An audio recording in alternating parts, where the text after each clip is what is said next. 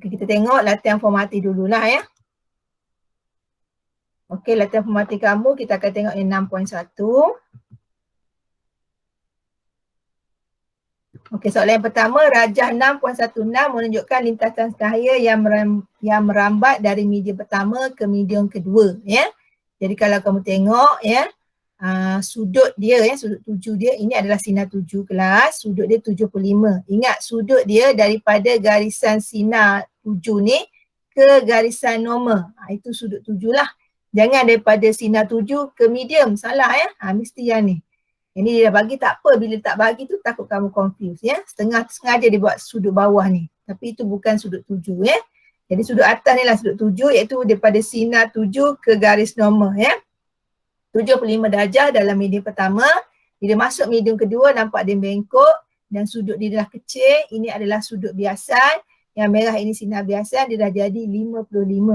Jadi tengok graf, gambar rajah sinar ni kamu dah tahu dah. Yang medium mana tumpat dengan tak tumpat. Dah tentulah medium pertama ni kurang tumpat, medium kedua ni lebih tumpat. Sebab cikgu dah beritahu medium yang tumpat apabila garis sinar masuk daripada kawasan yang kurang tumpat ke tumpat, dia akan mendekati normal.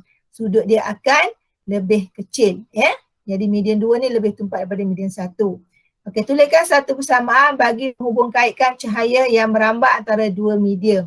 Ya, jadi tentulah ada kaitan dengan indeks biasan ya, iaitu indeks biasan sama dengan sin I bahagi sin R. Ini kalau melibatkan sudut ataupun indeks biasan laju cahaya dalam vakum bahagi dengan laju cahaya dalam medium. Laju cahaya dalam vakum ataupun dalam udara, iaitu kelajuan udara ni dia ada simbol dia tersendiri kelas, iaitu C. Lepas ni kalau kamu tengok C, kamu tahu dah itu adalah kelajuan cahaya. Di mana nilai dia beri tak beri kamu kena ingat 3 kali 10 kuasa 8 meter per saat per saat. Kelajuan cahaya dalam media kita tulis B lah ya, ikutlah media apa yang ada. So itulah hubungan dia ya, sama ada dari segi sudut sin I bagi sin R ataupun laju cahaya dalam vakum dibagikan laju cahaya dalam media ya. Okey, itu yang pertamalah.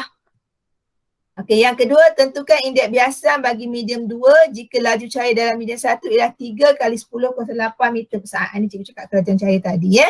Jadi yang ni senang je, kiralah menggunakan formula sama sin I, N sama dengan sin I bagi sin R yang ni ya. Kita masukkan nilai dia ya. N kita tahu yang I ni sudut dia 75, so sin 75. R sudut dia 55, so bagilah sin 75 bagi sin 55, kita akan dapati indeks biasan dia 1.18 ya. Okey, dia bagi kelajuan cahaya kita kira ikut sudut. Boleh lah, mana-mana nak kira tak ada masalah ya, sebab kita ada nilai sudut, kita kira nilai sudut ya. Sebab kita tak tahu ya kelajuan cahaya dalam medium ni. Kita tahu kelajuan cahaya dalam vacuum je. Jadi macam mana kita nak kira indeks biasan dia? Jadi sebab itu kamu kena tengok apa nilai dia bagi. Dia bagi lain, kamu kira yang lain. Tak apa, sebab indeks biasan cikgu dah kata ada beberapa rumus yang kita boleh gunakan. Sama ada kita nak gunakan sudut, kalau dia ada bagi sudut 7, I dengan R, sudut biasan. Ataupun dia bagi nilai kelajuan. Ya, kelajuan udara memang tak bagilah, kita kena hafal lah ni. Yang ni dia bagi ya, biasanya tak bagi. 3 kali 10 kuasa 8 meter per saat tu adalah kelajuan cahaya C. Ya, simbol dia C. Nilai dia yang ni, 3 kali 10 kuasa 8 meter per saat. Okey, kelajuan medium kita tak tahu medium ni. Yang medium ni mungkin air, mungkin kaca ya. Kita tak tahu. Jadi macam mana kita nak kira melibatkan kelajuan. Ya, jadi kita menggunakan sudut. Jadi dapatlah 1.18. Indeks biasan ingatlah dia tiada unit. Jarang kuantiti fizik tak ada unit. Tapi ini antara yang tiada unit. Nanti kamu jumpa lagi. Okey, rasanya setakat ni kamu boleh jumpa satu ni tak? Kecuali bilangan lah. Bilangan 1, 2, 3 tu memanglah ya.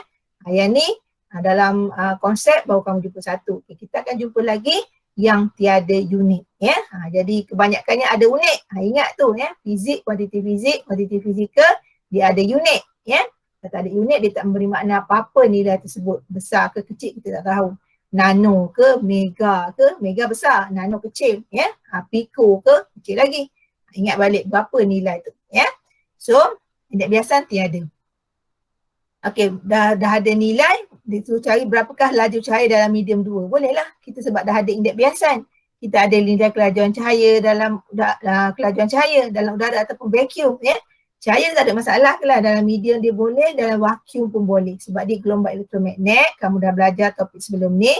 Di mana dalam gelombang elektromagnet ciri-ciri dia boleh merambat dalam vacuum. Makna tak ada jirim, tak ada apa-apa, dia tetap boleh gerak, dia boleh merambat. Istilah gelombang ni ialah perambatan, propagation. Ya? Kita tak sebut pergerakan, kita tak sebut movement, kita sebut propagation ataupun perambatan. Ya? Jadi dia tak ada masalah, dia tak perlukan medium untuk merambat. Ya? Sebab tu dia boleh merambat ataupun bergerak dalam vakuum. Ya? Okey, jadi dah ada nilai, tak ada masalah lah, kira je lah. Ya? Jadi kelajuan cahaya N sama laju cahaya dalam vakuum, yang ni formula dia, tadi pun kita dah tengok, bagi laju cahaya dalam medium, C bagi V. Okey, masukkan nilai, kita ada nilai N, kita ada nilai kelajuan dalam apa? Dalam udara. Okey, ni bukan 108 kelas, 10/8. PowerPoint ni selalu macam ni ya. Dia akan lari ya. Bahagi dengan V. Kita betulkan kejap lah. Betulkan sekejap.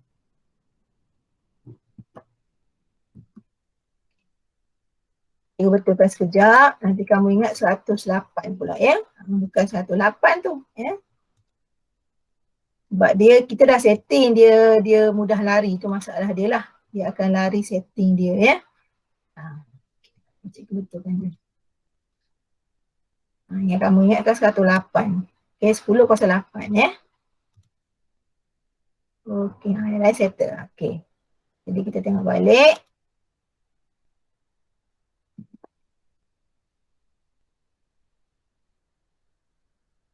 Okay, kita dapat dah ya. So, 3 kali 10/8, ya, kita dapat N, kita ada N, kita ada V, kita betulkan persamaan. So, V sama dengan 3 kali 10/8 bagi indeks biasan tadi 1.18. Kamu dapatlah nilai dia 2.54 kali 10/8 meter per saat. Inilah cara kira dia, simple ya, tak susah sangat. Itu soalan yang pertama. Okay, kamu tanda ya perbincangan ni, check ya.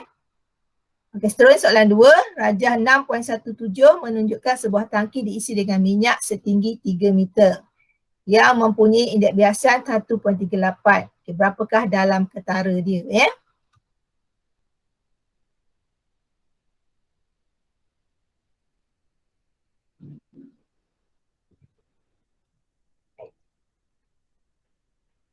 Okey, jadi kalau kita tengok daripada atas ke bawah itu adalah dalam sebenar dia kelas 3 meter ya.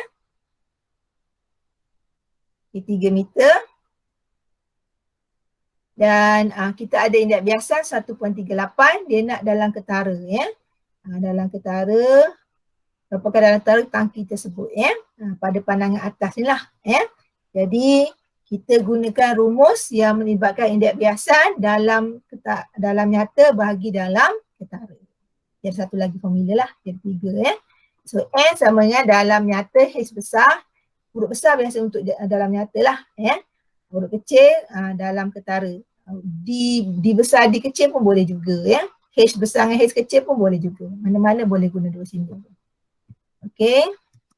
Kita masukkan nilai lah, kita ada indeks biasan, kita ada dalam sebenar 3 H, indeks biasan N 1.38, kita nak H kecil. Kita bahagi je lah kelas ya. Maka dapatlah 2.17 meter. Senang ni soalan ni ya, simple je, dua soalan. Okey, ni aktiviti 6.2 yang cikgu suruh kamu lukis semalam. Cikgu tunjuk ada lukisan dia, lepas ni kamu hantarlah. Ya, ataupun kamu nak hantar sekali dengan buku pun tak ada masalah lah ya. Nanti cikgu check juga. Okay, macam mana nak lukis, cikgu dah beritahu dah ya. Dan dekat sini, dekat latihan kamu ni, muka surat 237 tu dia ada nyatakan bagaimana nak lukis ya. Dan handout ataupun aktiviti 6.2 ni cikgu dah bagi dah dia punya lukisan asas dia ya. Jadi ni lukisan asas dia lah ya. Jadi kamu tengok arahan dia, baca arahan dia ya, dia dah bagi tahu ya. Ni mata ya, ada dua titik, satu Q, satu lagi Q tanda. Yang Q ni dah ada garisan lah ya. Okey, daripada duit shilling dalam air ni ya, dia keluar daripada air, dia akan membengkok. Ini sebenarnya sepatutnya ada garis normal ya kelas. Ada garis normal baru kita nampak dia membengkok, dia menjauhi normal. Sebab air ni dengan udara di luar, blok kaca, ni blok kaca, di luar dia udara ya. Blok kaca dia lebih tumpat daripada udara. Sebab tu sudut ni, macam nak tengok sebenarnya kena ada garis normal kat sini ya. Dia nak lukis pula. Ni ada garis normal dekat P ni. Maka kamu akan dapati sudut yang keluar ni, sudut biasa ni, dia lebih besar lah banding sudut tuju yang bahagian dalam. Okay. Kamu kena lukis garisan yang menuju P tanda dengan Q tanda kelas. Ya. Nampak dia kata ya. Nombor 2 tu. Lukis dan panjangkan garis QP dan QP tanda. Inilah QP. QP ni dah bagi. QP tanda kamu tarik sendiri. Ya. And then ke dalam blok kaca sehingga kedua-dua garis itu bertemu. Okey, daripada QP tanda sampailah ke O, tempat shilling ni ya. Oh ni cikgu buat lurus dulu. Lukis dan panjangkan garis QP dan QP tanda ke dalam blok kaca kedua garis itu bertemu. Oh ni cikgu buat yang putus-putus ni. Okey. Maknanya QP ni tarik satu garisan. Okay, bila masuk dalam air ni kelas dia jadi putus-putus. Ya. Ini untuk QP. Okay, ni QP tanda. Ya. Sampai P tanda. And then bila masuk dalam air putus-putus. Tu dia kata bertemu tu. Ya. Nampak? Jadi tunjuk semula ya. Okay, yang pertama daripada QP ni memang dah ada garisan. Okay, kamu tarik saja lurus ke dalam air tapi putus-putus. Sebab garisan ni kamu tak nampak. Ini untuk kedalaman ketara. Okay. So tarik garisan putus-putus ni dia selari je pada garisan asal QP ni. Tarik sampai bawah, agak-agak je ya. Dan biasanya duk shilling ni akan ada atas daripada dia lah untuk kedalaman ketara ya. Okey, seterusnya. Seterusnya ya, daripada Q tanda, P tanda kamu tarik ya. Okey, yang ni garisan lurus lah sebab dia di luar kita nampak ya, dia masuk cikgu di udara ya. Okey, bila masuk ke blok kaca, dia jadi putus-putus sebab kita tak nampak garisan tu ya. Kita cuma unjurkan saja sehingga dia bertemu dengan garisan QP tadi. Yang ni QP tanda punya warna merah ni. Okey. Jadi kita labelkan X tempat pertemuan dia tu ya. Macam mana disuruh lah nombor 3 kan. Okey, seterusnya lengkapkan gajah tersebut ya. Okey, daripada bawah ni kita sambung garisan kepada O kepada P tanda untuk lengkapkan bagi pembiasan QP tanda ni. Ya, sebab tu cikgu. Ya. Okey, sebab tu cikgu tarik daripada bawah. So lengkaplah, dia sebenarnya nak lukis mesti ada 2 garisan ya. Ini garisan pertama QP, PO. Okey, yang kedua QP tanda, P tanda O. Okey. Dia ada satu garisan yang lurus menuju ke kedalaman ketara, cuma bila masuk dalam blok kaca putus-putus sehingga dia bertemu. Okey, kalau untuk yang sebenar ni dia kena bengkok kelas ya. Dia bertemu dekat O ni ya. Jadi dekat soalan ya. Okey, kedalaman sebenar H ni 2.3 ni cikgu ukur sendiri pada buku cikgu lah. Daripada kertas, cikgu guna buku tab, cikgu ukur je buku tab tu ya. Ataupun kamu kalau dah print kertas cikgu bagi research baru ni, ukur je kedalaman sebenar menggunakan pembaris panjang blok kaca ni kelas. Daripada atas sampai bawah, ni ukuran cikgu lah. Jadi ukuran mungkin kamu lari kalau kamu print dalam A4 Jadi yang cikgu punya 2.3 kedalaman sebenar dia. Okey, yang ni pun cikgu ukur X ni sampai ke atas. Kepanjangan dia ataupun kedalaman dia 1 cm, 1.0 cm ya. Ini ukuran cikgu lah ya. Jadi kita boleh ukur indeks biasan dia lah ya. Indeks biasan kedalaman sebenar bagi kedalaman ketara. So 2.3 bagi 1 dapatlah 2.3 cm. Oh sorry kelas. Cikgu letak cm pula dah ya. Mana ada cm ya? Sebab dia adalah indeks biasan. Okey, sebab kita kira indeks biasan ya. So cikgu betulkan terus. Alright. Okey, so nilai dia.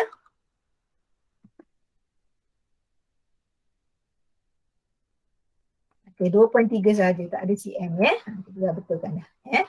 So itu adalah nilai untuk indeks biasan berdasarkan kedalaman nyata dan kedalaman ketara seperti mana arahan soalan ni lah. Dia suruh kamu lukis garis sinar untuk kedalaman ketara, garis sinar untuk kedalaman sebenar dan seterusnya.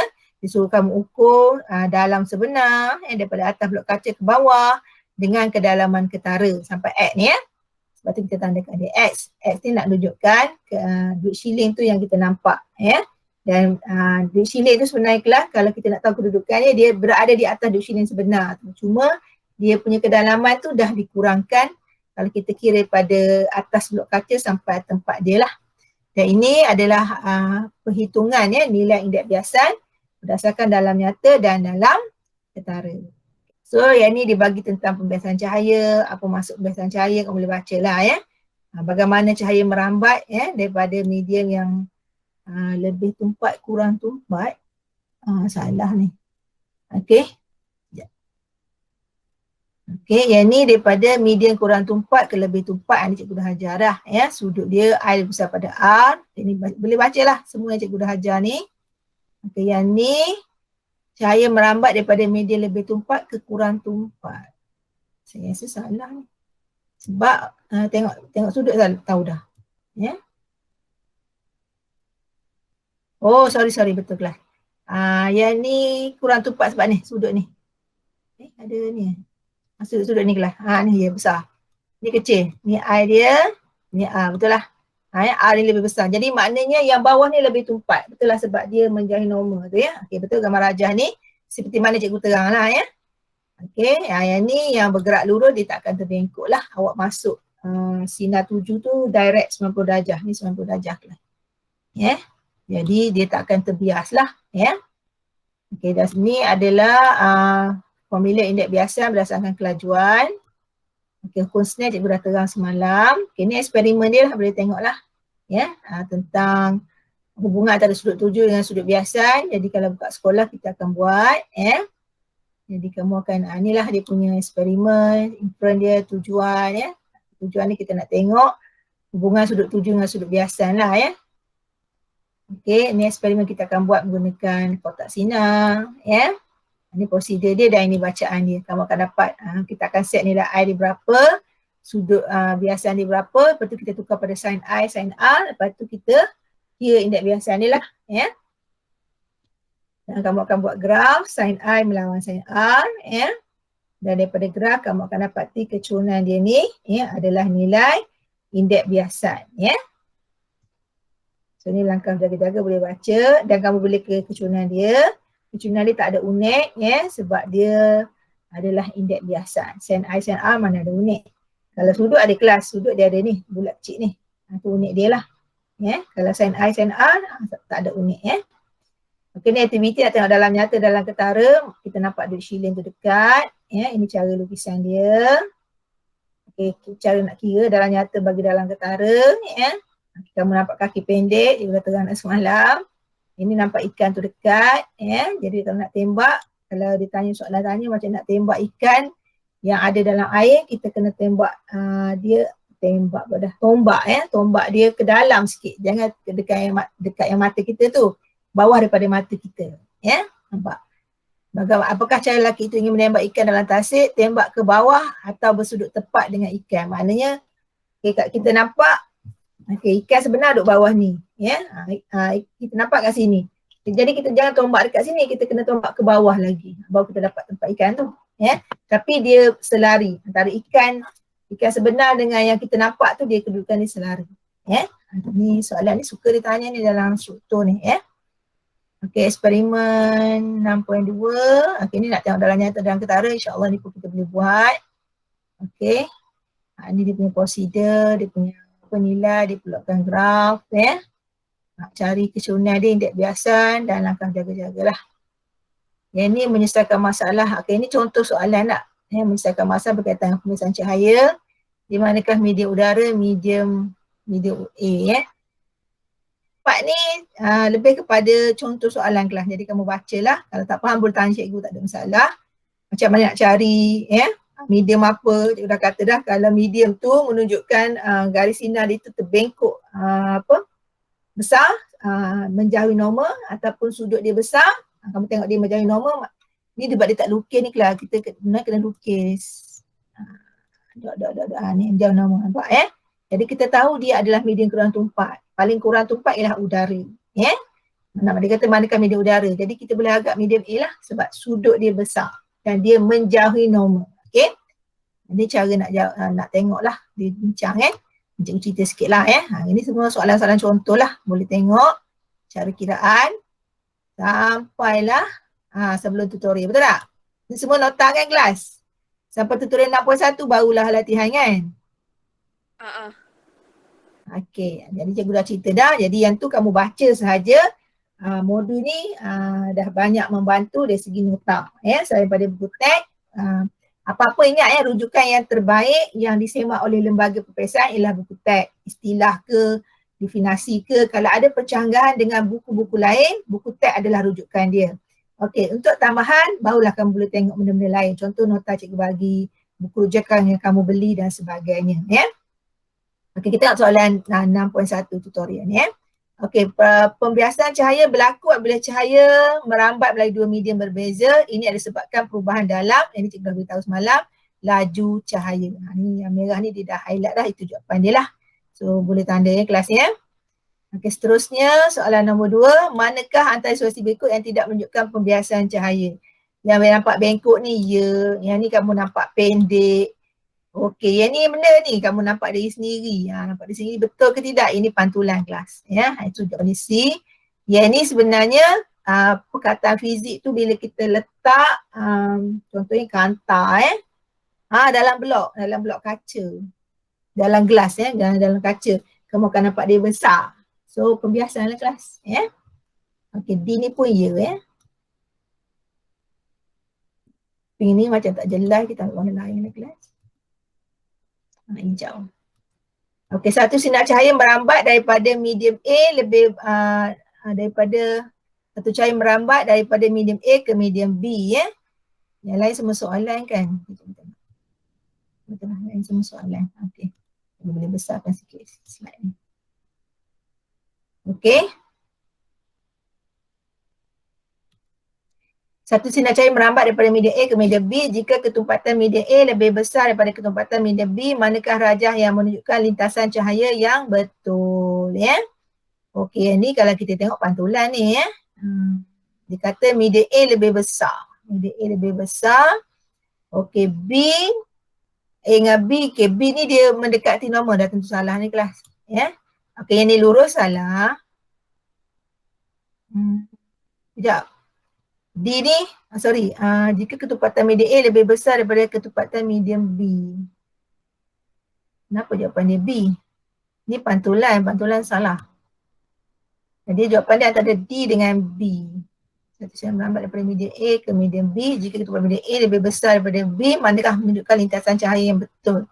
Kalau dia lebih tumpat, dia akan, A tu dia dekat. Guys, sudut dia kecil. Kalau B tu sudut dia akan lebih besar. Kalau kita tengok B ni, jawapan B tengok dia bagi B ni, dia highlight merah B kalau kita tengok sini, B ni mendekati normal, seolah-olah B ni dia lebih tumpat. So jawapan pun salah So bukan B, jawapan dia D. Sebab A lebih tumpat.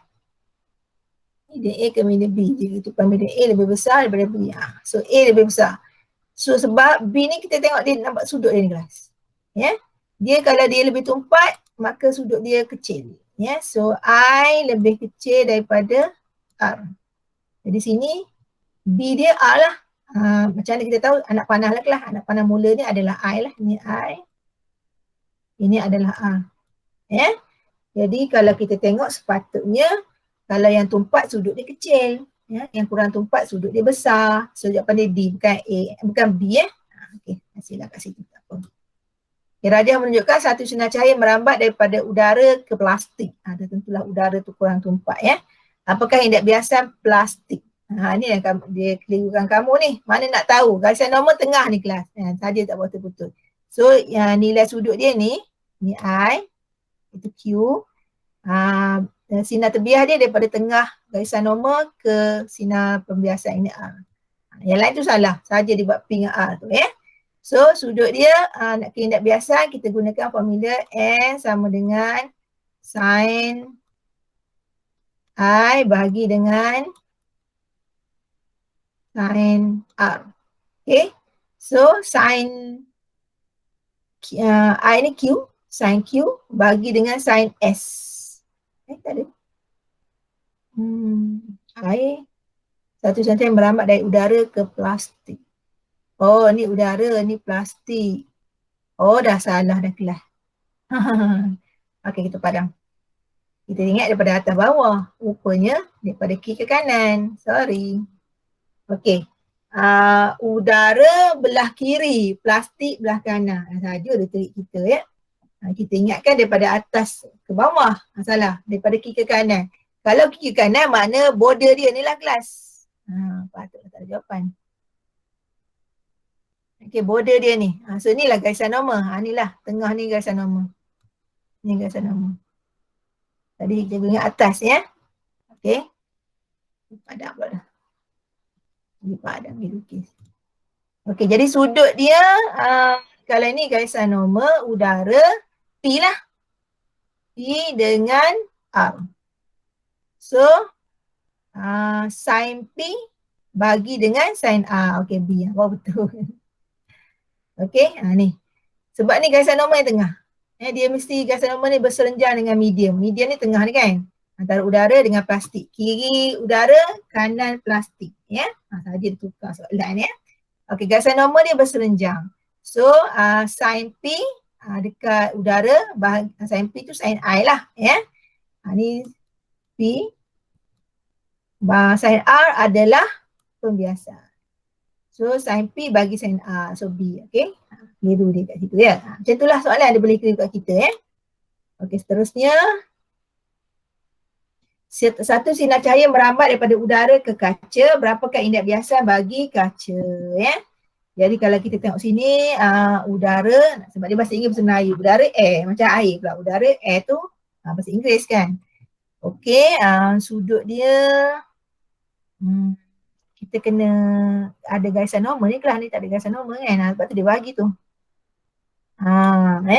Sebab tu dekat udara sin I nampak dia tulis 135 tolak 90.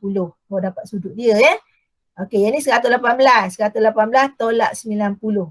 Baru dapat sin 45 bagi sin 28 dapatlah B 1.51.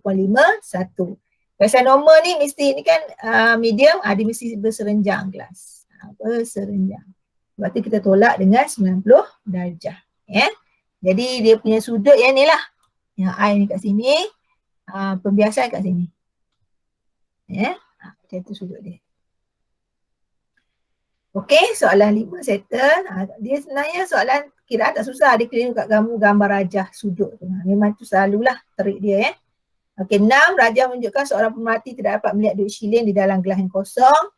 Apabila gelas itu diisikan dengan air seperti tunjukkan rajah, pemerhati dapat melihat duit shilling. Okey, kalau kosong tak nampak. Ya. Bila ada air, ada medium, sebab kedudukan mata kamu tu tak nampak duit shilling tu sebab kamu berada di luar daripada medan penglihatan kamu. Bila kita letak air, berlaku pembiasan. Nanti kamu nampak tu. Jadi ini adalah fenomena pembiasan. Cuma kamu akan nampak duit shilling tu dia lebih dekat. Ya.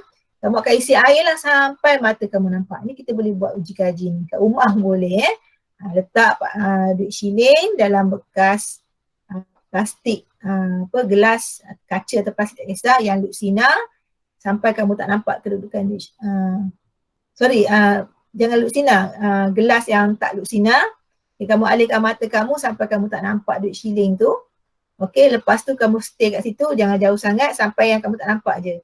Lepas tu kamu suruh adik kamu tuang air sampai kamu nampak duit shilling tu balik. Okey, itu sebenarnya fenomena pembiasan. Ya. Dia boleh buat sendiri sebenarnya. Okey, 7.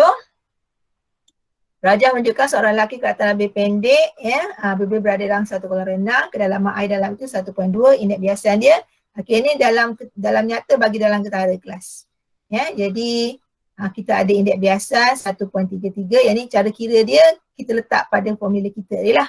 So 1.33 sama dengan kedalaman air. Okey, kita ada 1.2 bagi dengan kedalaman ketara. Dia nak ketara kan. Jadi H sama dengan 1.2 bagi 1.33 macam ni lah. Dapatlah 0.9.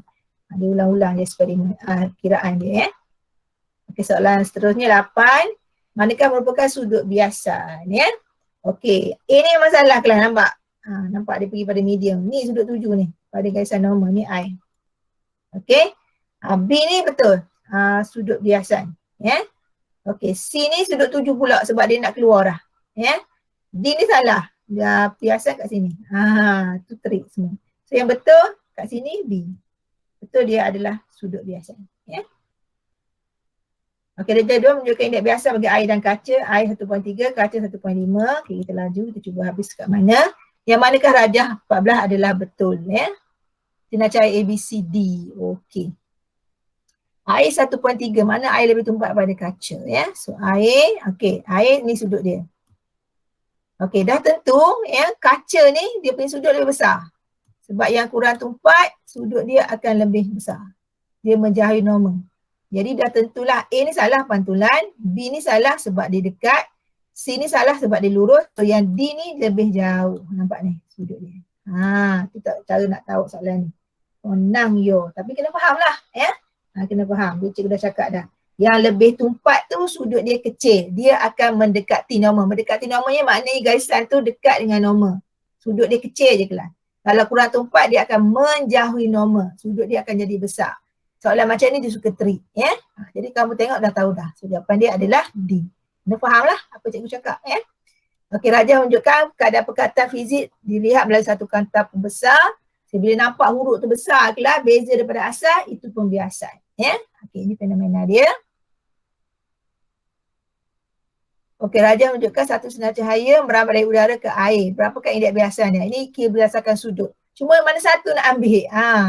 Ingat daripada sinar 7, ni sinar 7 ke garisan normal. So 30 lah. Ini adalah air dia. 60 tak ada. Okey, betul dia akan terbias ya, sudut biasan daripada sinar biasan ke garisan normal. So yang ni. So sin I bagi sin R, sin 30 bagi sin 22, tekan kalkulator dapat 1.34. Okey, 12. Rajah menunjukkan kedudukan ketara seekor ikan dilihat oleh seorang pemerhati di sebuah tasik. Antara titik manakah kedudukan yang sebenar ikan? Okey, dia nampak dekat mana? Image ni ikan gelas. Tak mungkin atas. Tak mungkin atas kiri. Dia mesti bawah dia. Saya dah kata dah, kedalaman ketara dengan sebenar tu duduk bawah dia. Yang ketara duduk atas dia dan dia ni selari. So kalau ni kedudukan imej kat sini, so yang sebenar C lah. C.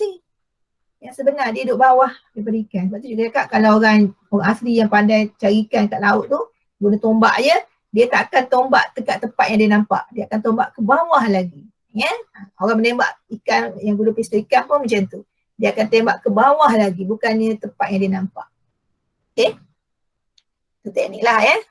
Teknik yang ada sekitar kita semua gunakan fizik banyakkannya. Okay, rajah menunjukkan sinar cahaya diarahkan ke blok kaca. Pernyataan manakah betul? Cahaya terbias mendekati normal bila masuki blok kaca. Betul. Sebab udara kurang tumpat, masuk blok kaca lebih tumpat, dia akan mendekati normal. Cikgu dah terang banyak kali dah. 13 habis. 14. Rajah menunjukkan satu sinar cahaya merambat dari air ke udara. Indeks biasa air ialah 1.33. Berapakah sudut biasa? Ini kiraan kelas. Sin I, N sama dengan sin I, sin R. Kita ada indeks biasa, kita ada nilai berapakah sudut biasa? Kita ada nilai nilai I kan? I 30 ya. So kita masukkan nilai, maka kita kiralah kita dapat TR ni 41.7. Sin R sama 0.65 tapi kita nak R ya. So sin ni pergi ke sini. Dia akan jadi shift lah sin -1. Okey. Okey. Padam sikit ya supaya kamu nampak.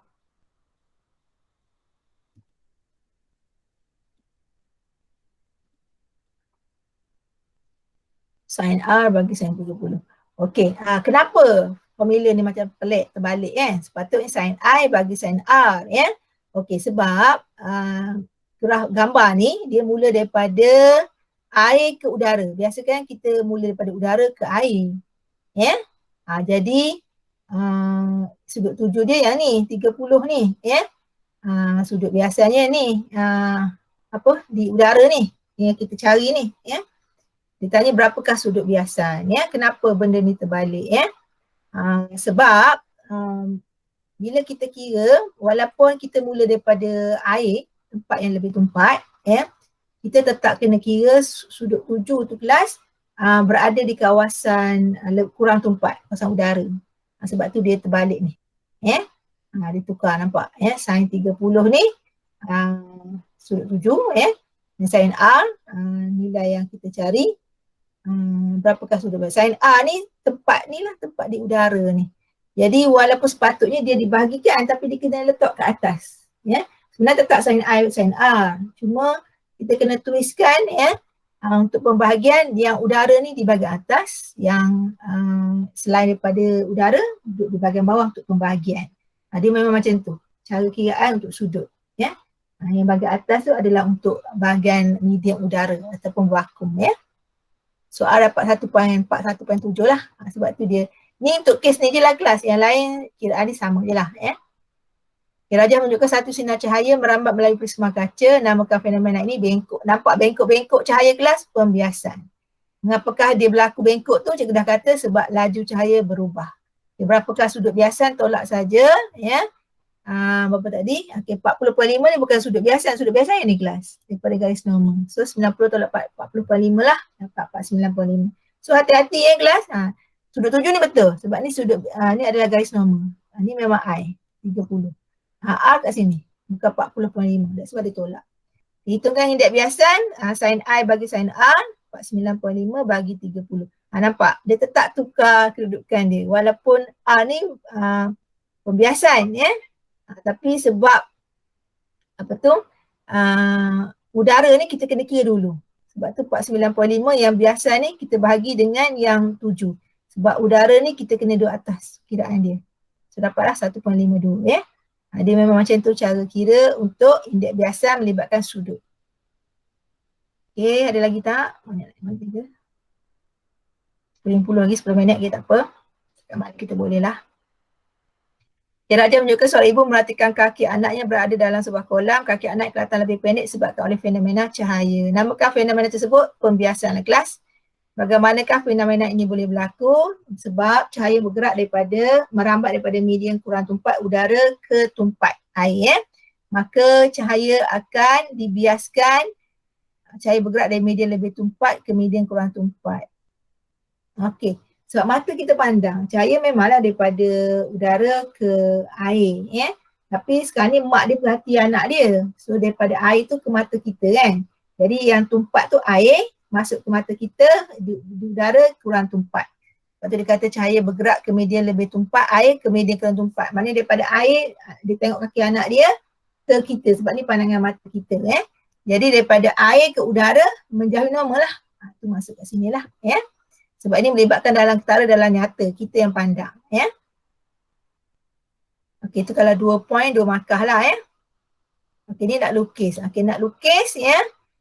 Untuk dia mesti nak panah ke mata kita. Sebab tu tadi bila cikgu cerita pasal dalam air baru ke udara. Sebab daripada cahaya dia masuk dalam air tu, and then dia akan keluar masuk ke mata kita Okey, yang lurus ni kelas tapi mesti putus-putus bila start masuk dalam air daripada garis normal.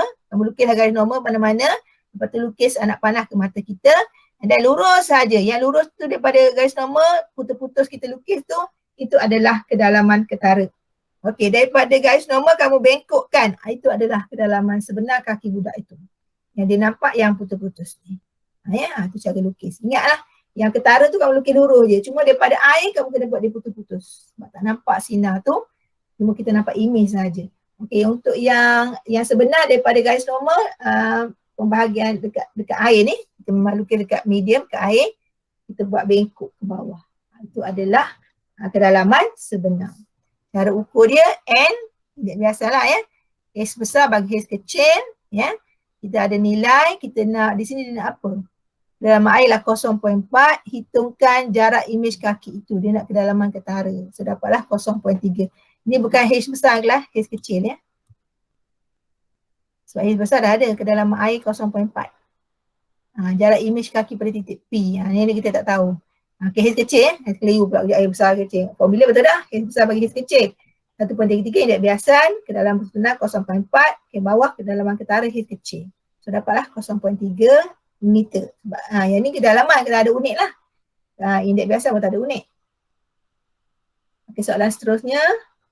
SPM 2013, rajah 5.1 dan rajah 5.2 menunjukkan kedudukan imej dilihat oleh pemerhati apabila dua shilling yang serupa diletakkan di bawah dua blok kaca berlainan. Blok kaca itu punya ketebalan berbeza tapi indeks biasan yang sama. Ya? Okey, ketebalan beza tapi nilai dia sama. Ya? So, kamu akan dapati dalam ketara dalam nyata tak sama tak? Ya? Okey, yang lebih tebal ni lebih tinggi ya kedalaman ketara dengan sebenar dia.